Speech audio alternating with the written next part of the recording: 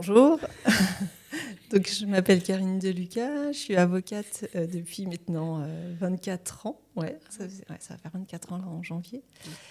Je fais du droit de la famille depuis maintenant bientôt 15 ans. Avant j'étais plutôt avocat généraliste et puis je me suis spécialisée dans cette matière parce que ça me passionne. Et en fait je me suis dit je vais faire ce qui me passionne et c'est vraiment le droit de la famille. Je ne suis pas habituée à faire des vidéos. Je suis plutôt moins introvertie en fait. Donc l'image, c'est pas quelque chose qui était simple. Le podcast, ça allait encore parce qu'il n'y a pas de vidéo. Mais je me rends compte qu'il y a des informations à faire passer qui passent peut-être mieux en vidéo. Donc c'est aussi important d'en faire. Mais c'est pas ma première nature en tout cas. J'ai créé un podcast sur le divorce passif. Et ce terme, il n'existe pas. On ne le retrouve pas dans la littérature ni juridique ni autre. Mais en fait, il ressort d'un constat que j'ai pu faire au cours des dernières années où je pratique le droit de la famille, où j'ai vu énormément de familles dans des situations vraiment douloureuses, vraiment tristes en fait, mais dans une incapacité complètement à agir en fait. Et donc, c'est des familles dans lesquelles il n'y a plus d'amour, il n'y a même plus de tendresse. La gentillesse a complètement disparu. Donc on a 2 colocataires, puis encore des colocataires, ils s'entendent bien, ils font moins la fête ensemble, mais là ils ne font même plus la fête ensemble. Donc c'est vraiment une ambiance qui est très très pesante, mais on ne divorce pas pour autant. Et c'est ce que j'appelle moi le divorce passif. On a divorcé dans notre cœur, on a divorcé dans notre tête, mais dans les faits on est toujours sous le même toit. Et ça c'est d'une grande violence en fait. Parce que dans le couple, on n'est jamais exactement au même niveau. Il y en a un qui est parfois plus avancé, l'autre qui est encore un peu en attente. Pour celui qui est en attente de plus être aimé, de plus être regardé, de plus être touché, c'est extrêmement violent. Et donc en fait, on vit un divorce, mais de façon passive, en étant quand même sous le même toit. Et ça, c'est extrêmement violent en fait, et c'est extrêmement douloureux.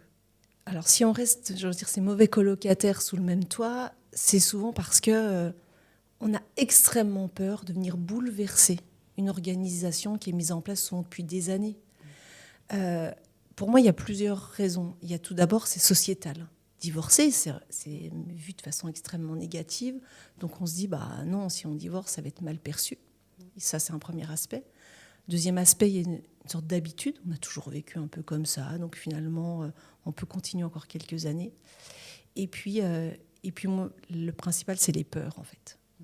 Parce qu'en fait, ça veut dire que si on arrête ce système-là, on va partir dans un inconnu, dans quelque chose qui va être différent. Et le cerveau, il a peur de ce qui est différent. Ça l'angoisse. Donc, il va tendance à nous maintenir dans une situation, même si elle n'est pas bonne, même si elle n'est pas confortable, mais au moins, c'est celle qu'on connaît. Donc, on n'en bouge pas. Et c'est plutôt quelle personne, finalement, qui fait le premier pas pour passer d'un divorce passif à actif ? C'est quand même celui qui n'est plus bien dans le couple qui le perçoit. C'est celui qui a plus envie de reconstruire, en fait. Celui qui va finalement, à un moment donné, enclencher quelque chose. Il y a plusieurs raisons. Il y a un moment donné, ça devient vraiment trop insupportable. Ça devient trop douloureux. Je vois même des gens qui tombent malades, en fait. Le corps, à un moment donné, te fait signe que non, ça ne peut plus durer, en fait. Et j'ai plein de clients qui me disent « mais c'est vrai, je m'étais même cassé la jambe avant, je m'étais foulé la cheville, et après, il y a des choses beaucoup plus graves. » J'ai fait un post récemment d'ailleurs je l'ai appelé le cancer du sein et le divorce. Je ne sais pas pourquoi, mais cette année, ça m'a vraiment marqué. J'ai suivi beaucoup de clientes qui avaient 2 combats à mener, le combat de la maladie, leur cancer, et une séparation. Alors ce que je dis, moi je ne fais pas de lien entre les deux parce que je suis pas, c'est pas mais en tout cas c'est un constat que j'ai pu faire. Et à un moment donné, le corps, il donne des signes aussi, il donne des signes d'alerte. Et en tout cas, ces femmes très courageuses, parce qu'elles mènent 2 combats qui sont difficiles. Mais en tout cas, oui, cette année 2025, elle m'aura marquée par ce nombre de situations que j'ai dû accompagner. On dit souvent que le stress et les émotions fortes, donc qui génèrent du stress, ça, comme nous attaque le corps. Tu penses que c'est parce que c'était trop dur, trop violent et que... Savoir si c'est trop dur ou trop violent, l'impression que j'ai, mais pareil, je ne suis pas médecin ni psychologue, mais l'impression que j'ai, c'est que à chaque fois, si je regarde ce qui s'est passé dans ces dossiers, c'est des femmes qui contenaient. C'est des femmes qui sont très courageuses, très combattantes, tu vois, à dire non, moi je tiens le coup, etc. Sauf que à l'intérieur, ça s'effondrait parce que ça n'allait pas. Mais il fallait tenir le coup. Il fallait quand même que ça aille, tu vois. Et c'est leur corps qui leur dit à un moment donné, mais stop en fait. Arrête, tu peux pas continuer comme ça. Et c'est vrai que c'est l'impression que j'ai, c'est que le corps, il nous envoie un signal en disant là, c'est plus possible en fait. Et, euh, et, et alors, je sais que c'est un processus qui est un peu long, mais par moments, je leur dis aussi, on va lui dire merci à ce cancer. Je sais que c'est difficile, mais lui dire, il est venu à un moment donné, dire, tu peux plus continuer comme ça. Tu peux plus continuer dans cette direction. Quand est-ce que tu vas t'écouter, toi ? Quand est-ce que tu vas faire quelque chose qui te convient, toi, qui certes ne va pas convenir aux autres ? Ça, c'est vrai. Parce qu'en fait, quand on fait un choix pour soi, par un moment, ce n'est pas exactement le même choix que les autres feraient. Donc oui, ça va décevoir. Et ces clientes, je leur dis, mais il va falloir apprendre à décevoir. Ce sont des clientes qui sont un peu parfaites, qui ont tout bien fait, qui ont été très sages, qui ont répondu à toutes les injonctions. Et à un moment donné, c'est de dire, toi, tu as envie de quoi ? Ah, mais moi, j'ai pas envie de ça. Et donc, oui, je vais décevoir. Et c'est par moments le corps qui dit, tu veux pas décevoir, tu te maintiens dans quelque chose qui est une forme de violence, et le corps, il réagit. Donc c'est vrai que c'est quand ça tombe dessus, tu peux pas au début te dire, ah merci, non. Mais en tout cas, avec le travail qu'on a amené, celles que j'ai pu suivre cette année, alors qui vont mieux, qui ont pu, grâce aussi au traitement, en tout cas, se sortir de tout ça, elles sont capables de dire que ça leur donne une autre vision de la vie et qu'elles sont maintenant un peu plus attentives, en tout cas, à elles. Et donc aussi d'accepter que si on fait un choix pour soi, il va parfois décevoir les autres. Mais notre priorité, c'est aussi notre bien-être à nous, en fait. Finalement, c'est un peu le... Penser à soi, c'est aussi un acte d'amour envers soi, finalement. Oui, c'est un acte d'amour envers soi. Et même si on ne s'en rend pas compte tout de suite, je pense aussi que c'est un acte d'amour par rapport à l'autre. Parce que notamment dans le divorce passif, ce qu'on évoquait tout à l'heure, le fait de plus accorder de tendresse, de gestes d'affection pour l'autre, c'est extrêmement violent. Celui qui est en face, qui ne reçoit plus, qui est un peu dans cette attente et qui n'a plus aucun signe d'affection, à un moment donné, de mettre un terme à cette pièce de théâtre mal jouée, en fait, il se passe quelque chose où tout est faux, c'est de pouvoir dire, écoute, je ne peux plus te donner cet amour. Donc, à un moment donné, il est plus juste qu'on s'arrête là, en fait. Et je dis toujours, mais parce que l'autre, il mérite d'être aimé, il mérite d'être accompagné, il mérite d'avoir quelqu'un à ses côtés qui met une main sur son épaule, qui a de la tendresse. Et quand on ne peut plus se donner ça, à un moment donné, c'est aussi un geste d'amour à l'autre de lui dire, il faut que ça s'arrête, je ne peux plus, moi, te le donner, en fait. Oui, finalement, si on respecte encore l'autre personne, de lui dire, je ne peux plus t'aimer, mais j'aimerais que tu reçoives de l'amour de quelqu'un d'autre, quoi. Ouais, c'est exactement ça. Moi, je peux plus te donner cet amour, mais je suis sûre que quelqu'un d'autre peut te le donner, en fait. Et finalement, c'est respectueux de l'autre, et moi, je trouve que c'est une belle preuve d'amour, en fait, d'être capable de faire ça. Mais tu penses que je sais pas. Qu'est-ce qui fait que ça s'arrête finalement le couple ? Enfin, tu sais, parce que c'est hyper fort de dire, j'ai aimé quelqu'un pendant, je sais pas, 5, 10, 20 ans. On a eu des enfants peut-être. Et là, j'arrive plus à t'aimer. Peut-être même la personne qui n'arrive plus à aimer, elle souffre de ça. Parce que on dit souvent, tu m'as quitté, mais quand on quitte, c'est pas évident aussi. Toi qui vois tellement d'anciens couples, je sais pas comment dire ça, est-ce que tu arrives à voir, est-ce qu'il y a un moment ou une série de moments qui fait que l'amour s'en va ou l'amour s'en va pas, peut-être, je sais pas, j'en sais rien. Parce que toi, tu es aux premières loges de l'amour, finalement. Tu vois ? Tu poses une question importante, et qu'est-ce qui fait que l'amour disparaît, en fait ? Et c'est vrai qu'on voudrait tous avoir la formule magique, parce qu'on n'a pas envie qu'il s'arrête l'amour. Alors, j'ai tendance à dire que c'est multifactoriel. Il n'y a pas un seul élément qui va faire que l'amour disparaît. Mais en tout cas, ce que j'ai pu constater, dans un des premiers facteurs, c'est un couple qui va fonctionner sur un système de reproche. Mais on ne se rend pas compte à quel point un reproche va venir abîmer en fait la relation. Et on croit que c'est une petite phrase anodine. Oui, t'as pas encore fait ça. Tu vois, c'est ces petites reproches qui sont pas forcément très importantes, mais cumulées au cours d'une vie, à un moment donné, tu crées de la distance.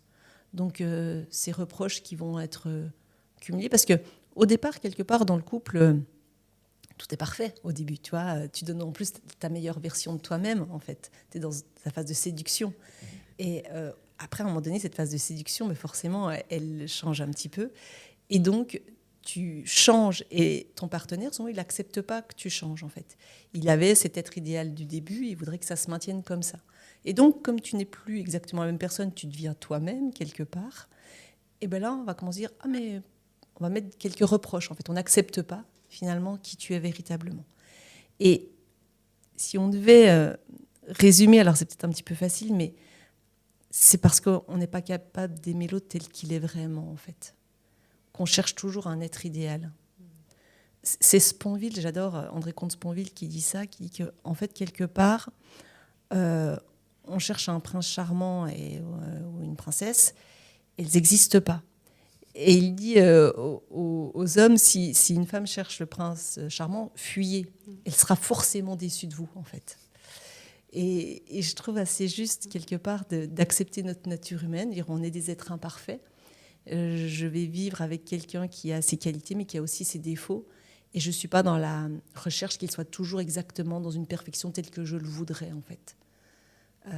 Parce que c'est pas la réalité, c'est pas possible. On est des êtres humains, on a nos parts d'ombre et de lumière, et ça peut pas fonctionner, ça. Donc c'est un des premiers éléments. Si j'ai vu d'autres aussi signes avant-coureurs qui font que, attention, l'amour est en train de partir, c'est le contact physique, en fait. C'est l'intimité du couple. Et c'est un vrai signe, ça ? Oui, c'est un signe, en fait. C'est un signe, et puis souvent on n'y fait pas attention parce que bon, on est fatigué, on s'accorde moins de temps, tu vois. Et sauf qu'en fait, quand on perd ce contact physique, ce temps ensemble, moi je vois des couples qui s'abîment par rapport à ça, parce qu'il y en a un qui sera dans une attente, l'autre qui ne l'est pas. Et entre les hommes et les femmes, on a vraiment souvent cette problématique-là. Et je pense qu'il y a un vrai sujet autour de la sexualité par rapport au couple. Moi, ça m'arrive régulièrement d'encourager des couples à aller voir un sexologue ou alors de s'interroger sur pourquoi ils ont perdu cette intimité, pourquoi ils ont perdu cette connexion, en fait. Et alors, il y a plein de facteurs, hein, c'est la fatigue, le couple qui s'use un petit peu, mais aussi, je trouve ça à voir avec soi-même. La sexualité, c'est une énergie, et en fait, parfois, on perd cette énergie, et l'énergie sexuelle, elle est importante. Et les femmes, je pense qu'elles ont eu tendance, notamment, un peu à mettre un couvercle là-dessus, alors que c'est important. C'est des signes aussi qui font que le couple, il peut être maintenu. Alors, ça ne doit pas être une injonction, de dire, parce que sinon, ça ne marche pas, en fait, et c'est pas la bonne... Mais en tout cas, se dire, qu'est-ce qui se passe à ce niveau-là ? Pourquoi j'ai perdu juste même le plaisir d'être touchée ? C'est-à-dire que le plaisir d'avoir un contact physique. Et j'ai l'impression que c'est aussi notre mode de vie qui nous fait perdre ça. On est toujours pressé, on n'a plus de temps pour rien. Avoir un temps où on ralentit, on prend juste le temps de prendre plaisir à ce qui est en train de se passer, on est déconnecté de tout ça, parce que ça va trop vite, parce que tout va vite.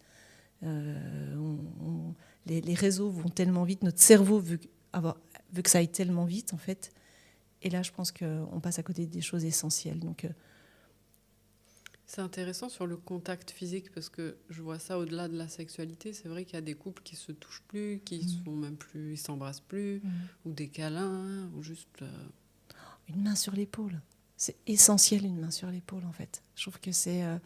Et tout ça, en fait, on n'a plus ça parce qu'à un moment donné, quand on est dans des formes de tension, on se reproche, tu sais, ces petites phrases un peu assassines. Qu'est-ce que tu vas aller mettre la main sur l'épaule de l'autre quand il vient de te balancer une bombe, tu vois, et qui te paraît souvent pas important, c'était juste une petite reproche, mais en tout cas, ça vient blesser.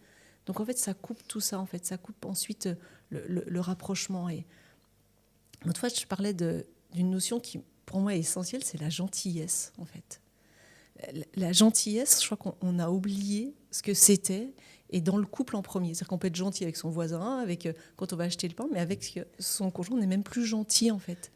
Si on pouvait juste remettre de la gentillesse dans notre relation de couple, je verrais beaucoup moins de monde dans mon bureau, hein. J'en suis certaine, en fait. Et parce qu'on est habitué à l'autre, parce qu'il est toujours là, on n'est plus obligé d'être gentil.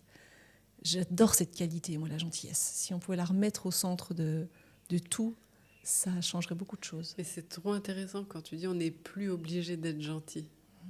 Et c'est vrai que souvent, on voit tous, soit nous-mêmes, soit autour de nous, une copine ou un copain hyper gentil, et puis quand il est avec son conjoint ou sa conjointe, ça, c'est cinglant. Et en fait, on se dit, waouh, ok, c'est... Et finalement, c'est commun, parce que... Ça fait partie de nous. Et moi, j'ai même plein de clients qui me disent, mais quand j'ai fait ce post sur la gentillesse, elle me dit, mais je m'en veux parce que vous avez raison, je suis plus du tout gentille avec mon mari. Et elle s'en voulait énormément. Elle dit, mais pourquoi je suis devenue comme ça, en fait ? Et donc, ça concerne tous. Et on a tous nos moments où, effectivement, on perd notre gentillesse avec la personne qui est la plus proche de nous, avec qui on passe le plus de temps. Et notre gentillesse, elle disparaît à ce moment-là. Et c'est pour ça que c'est important de remettre cette qualité au centre. Se dire pourquoi je perds ma gentillesse avec l'autre. Est-ce que parce que je ne vais pas bien, ça justifie que celui qui est au plus proche, finalement, reçoive toute ma colère et autres ? Je ne crois pas, en fait. C'est-à-dire que nos moments de difficulté, nos moments, on a le droit, hein, c'est normal, hein, d'être pas bien, d'être en colère, d'être triste. Mais en tout cas, ça ne doit pas être un déversoir, le couple, sur l'autre, parce que je ne vais pas bien, en tout cas. Et de se dire, écoute, là, je ne vais pas bien, il faut que je trouve des solutions pour aller mieux. Mais la gentillesse, si on pouvait la remettre au centre de nos différentes relations, le monde irait aussi beaucoup mieux. Et comment on pourrait cultiver ça, justement ? Toi, tu fais quoi personnellement, ou quels tips tu donnerais pour cultiver cette gentillesse ? Parce que c'est vrai que c'est la base. On parle souvent du respect, d'amour, mais finalement, la base, c'est la gentillesse. De tout, même du respect et de l'amour. On pourrait résumer même ce podcast à ça. C'est-à-dire cet échange, mettez de la gentillesse et vous verrez, tout ira bien. Ouais. Alors, comment faire ? Peut-être c'est déjà l'observer. Avoir conscience, c'est quoi la gentillesse, en fait ? Est-ce que dans mon quotidien, je suis gentille ? Comment est-ce que je me comporte ? Tu vois ? Est-ce que j'ai un sourire ? Est-ce que j'ai de l'attention pour l'autre, en fait ? Et c'est de le constater et ensuite de voir qu'est-ce que ça me procure. Parce qu'en fait, la gentillesse, c'est une mine d'or. Ça procure ça procure pour moi de la joie, en fait. Donc, en fait, de se dire, OK, là, je suis coupée de ma gentillesse parce que je suis fatiguée, parce que je vais essayer de me reconnecter à ma gentillesse. Ce que j'aime aussi, parce qu'il y a des paroles, moi, qui me font du bien. Qu'est-ce que j'aime ? Parce que tout le monde, on aime tous la gentillesse. Hein. Et je vais, moi, en donner. Alors, des fois, on est un peu mal à l'aise avec ça, parce que c'est gnangnan, tu vois. Ça peut faire très gnangnan, la gentillesse, en fait. Alors que c'est... c'est moqué, même. Ouais, c'est moqué, tu as tout à fait raison. C'est quelque chose qui est presque... Tu vois, on est beaucoup dans une société qui démontre la force, qui démontre le courage, etc. Et pour moi, le courage, ça va avec la gentillesse. C'est même... Être gentil, c'est très courageux. Parce que c'est être vulnérable. C'est se montrer, tu vois, à l'attention de l'autre, peut-être dans une forme de vulnérabilité, de faiblesse. Donc, c'est très, très courageux d'être gentil. Et je pense que cette qualité, on s'en est moqué. Et je pense à tort, en fait. Parce qu'une petite attention, un petit message à l'autre qui va lui faire du bien, lui faire plaisir, ça coûte rien du tout, en plus. Mais alors, ça a vraiment des effets. Mais je pense qu'en fait, parfois on a envie d'être gentil, mais on se dit, oui, mais si je suis gentil, il pense que je vais lui pardonner ça, ou que j'ai oublié ça, ou que je suis faible, ou qu'il peut recommencer. Tu vois, je pense qu'on l'associe avec la faiblesse, un peu. C'est exactement ça, en fait. On associe la gentillesse à la faiblesse parce qu'en fait, il nous manque un autre élément qu'on n'a pas appris, c'est poser nos limites, en fait. C'est-à-dire qu'on pense qu'être gentil, c'est dire oui à tout. Ça n'a rien à voir, en fait. C'est complètement différent. Être gentil, c'est une attention à l'autre. C'est un soin porté à l'autre. C'est une écoute portée à l'autre. Et l'écoute portée à l'autre ne veut pas dire derrière que tu as le droit de tout faire avec moi, de ne pas être agréable avec moi. Au contraire. Moi, je pense marquer beaucoup de gentillesse dans mes relations, mais par contre, j'ai des barrières de protection très fermes. C'est-à-dire que on ne me parlera pas mal. Je suis capable de dire non clairement à un système relationnel qui ne respecte pas mon intégrité, qui ne respecte pas qui je suis. Donc en fait, il faut être capable des deux. Et c'est peut-être ça, et tu me pointes le doigt sur quelque chose qui est très juste, c'est qu'on associe cette gentillesse à une faiblesse parce qu'on ne sait pas poser aussi nos barrières de protection et de pouvoir dire non à l'autre s'il nous parle mal. Ça me fait penser à, je crois que c'est dans L'Art de la guerre, je ne suis pas sûre, mais où il y a une phrase qui dit, mais si tu n'es pas capable de la guerre, tu ne peux pas être garant de la paix, en fait. Ou ça a été tourné par d'autres gens, genre si tu ne peux pas être capable de violence, tu ne peux pas être gentil, enfin, tu vois, des choses où... Et ça me fait penser à ça, sans parler de guerre ou quoi. Mais c'est exactement ça, mais c'est ça, c'est de pouvoir dire non à l'autre, et non, je ne vais pas accepter ça, et pour autant être gentille. Et c'est peut-être exactement le sujet finalement principal, c'est que être gentil, c'est pas tolérer l'inacceptable en fait, et de dire non à quelqu'un. Alors on va dire, quand on dit non, on n'est pas gentil. Ah, pas du tout. C'est-à-dire que quand on dit non parce que l'autre va trop loin, parce que l'autre ne se comporte pas de la bonne façon, pour moi, c'est quand même un acte de gentillesse, en fait. C'est de pouvoir dire, écoute, non, on ne le dit pas en criant, on le dit calmement, mais en tout cas, poser ses limites, être capable de dire, ça, c'est pas acceptable, et je dis non, et je m'éloigne, et j'arrête même une relation parce que ça, c'est pas acceptable, c'est pas contradictoire avec de la gentillesse. Donc, au sein du couple, c'est là où il est important d'être capable d'avoir des barrières de protection, d'être ce que j'appelle moi poser ses limites, dire bah écoute non, on se comporte bien avec moi, et ça laisse toute cette place à cette gentillesse qui doit être complètement naturelle. Mais du coup finalement divorcer activement, ça peut être finalement un acte, c'est bizarre peut-être dit comme ça, mais un acte de gentillesse et en fait on peut plus être gentil l'un envers l'autre, alors soyons gentils dans notre histoire et mettons un terme finalement. C'est exactement ça, en fait. C'est-à-dire qu'effectivement, le divorce peut être un acte de gentillesse, en fait. Et moi, je dis même que c'est un acte d'amour. Alors, c'est souvent difficile à entendre, mais très clairement, faire vivre à quelqu'un un divorce passif, lui faire vivre une vie de couple où il n'y a plus d'attention, plus d'amour, mais c'est d'une violence extrême. Et de dire, écoute, je n'arrive plus, tu vois, je n'arrive plus à te donner cette gentillesse, je n'arrive plus à te donner ce que tu dois recevoir. Donc, à un moment donné, il faut que ça s'arrête, en fait. Et ça, je suis convaincue que c'est un acte de gentillesse. Mais on a tellement enfermé le couple dans une obligation d'être ensemble, en gros, coûte que coûte, que finalement, on a perdu notre vraie nature. C'est pour ça qu'il y a des personnes qui disent « mais je suis en couple et je suis plus gentille alors que je l'étais ». Mais parce qu'en fait, on s'oblige tellement à certaines choses que finalement, on peut perdre notre vraie nature. Et c'est là où il faut rappeler, à mon avis, quelque chose qui est essentiel, c'est que se séparer, divorcer, c'est un droit fondamental. Et ça me semble essentiel de le rappeler, parce qu'en fait, souvent on pense qu'on n'a pas le droit de divorcer. Alors que ce soit juridiquement et autres, vous avez le droit de vous séparer. Ça, c'est la première chose. Et la deuxième chose, c'est que vous n'avez pas à vous en justifier. On cherche toujours à se justifier d'une séparation. Il n'y a aucune obligation à devoir se justifier. Et je pense même que par moments, il n'y a pas de justification à donner parce qu'il n'y en a pas. Ça va peut-être être choquant le comparatif, mais il y a des gens qui aiment le chocolat, d'autres qui ne l'aiment plus. À un moment donné, on ne l'aime plus. Pourquoi t'aimes ? Il n'y a pas d'explication, en fait. Et donc, il y a ces deux travers-là, et c'est ce qui pose le plus de problèmes, moi, dans les divorces que j'accompagne, c'est qu'on a l'impression qu'on n'a pas le droit.